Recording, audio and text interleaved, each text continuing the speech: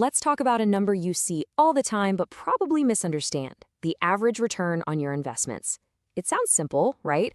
But this is a number that might be fooling you, and today we're going to pull back the curtain and see how. So let me ask you something. When you look at your portfolio's performance over a few years, are you really, truly confident you know what your actual average return is?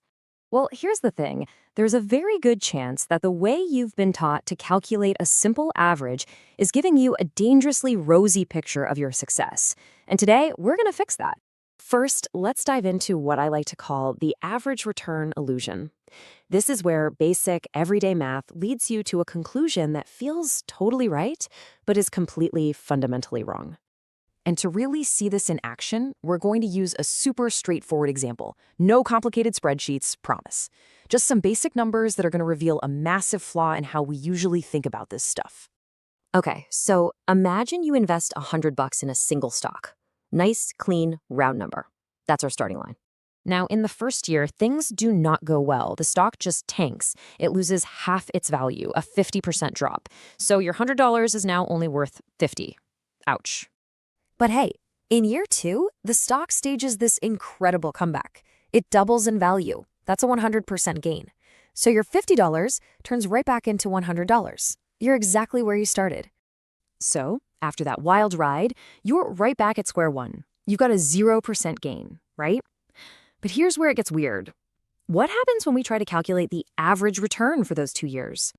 Well, if you do the math the way we were all taught in school, you take the year 1 loss of minus 50% and you add the year 2 gain of plus 100%, you get 50. Divide that by the 2 years and voila, you get an average return of 25%. But wait a second. And this right here perfectly shows the problem.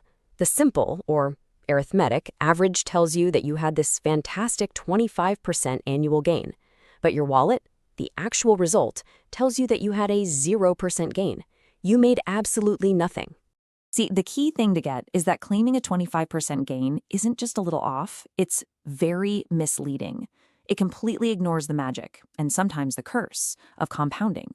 That 100% gain in year 2, it was on a smaller base of $50, not your original 100. Simple averaging just breezes right past that critical detail. Okay, so if that's the wrong way, what is the right way? Well, it's time to meet the hero of our story, a little something called CAGR. CAGR stands for Compound Annual Growth Rate. Now, unlike that simple average, CAGR is designed to account for the effects of compounding over time. It answers the question you actually care about, which is, what was the steady, smooth, year-over-year growth rate that would have gotten my investment from its starting point to its ending value?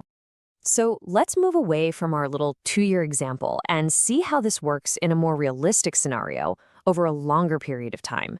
This is where you'll really see how powerful CAGR is. All right, new situation. You buy a stock for $100. A whole decade goes by and you sell it for $280. Clearly, it was a great investment. But what was the real annual return?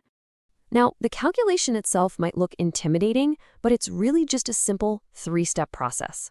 Seriously, you don't need to be a math whiz. First, you divide your end value by your start value. Next, you raise that result to an exponent based on the number of years. And finally, you just subtract 1. And if you want to see it as a formal formula, here it is. It's just those 3 steps we walked through, ready to be plugged into any decent calculator or spreadsheet. So when you actually run the numbers for our example, turning $100 into $280 over 10 years, the true compound annual growth rate is 10.8%. What that means is, on average, your investment grew as if it earned 10.8% every single year to reach that final value.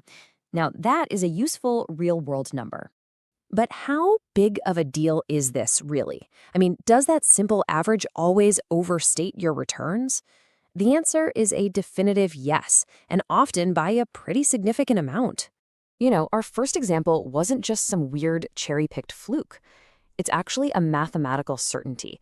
Because of market volatility, all those ups and downs, the arithmetic average will always be higher than the true CAGR, unless your returns were magically the exact same every single year, which, let's be honest, never happens. And to really drive this home, check this out. This is data from a massive simulation of 10,000 different 30-year investment periods. This simple, misleading average return came out to 7.1%. But look at the true number, the CAGR. It was only 5.7%. That is a huge difference in the real world. So the main takeaway here is this. Across 10,000 different simulations, that simple average overstated the actual returns by an average of 1.4% per year. Now, 1.4% might not sound like a lot, but believe me, over decades of investing and compounding, that gap is the difference between a comfortable retirement and, well, not. Okay, let's just quickly recap the big points here. That simple average return you might be using, it's almost certainly inflated. Your investments compound, so you have to use a method that actually gets that. That method is CAGR. It gives you the true annualized growth rate. And maybe most importantly, using the wrong number isn't just a simple math mistake. It can actually lead you to make some really bad financial decisions down the line. So I'll leave you with this question. You now understand the illusion of the simple average and the power of the true compound annual growth rate. The next time you sit down to look at your portfolio, which one are you going to use to measure what really matters?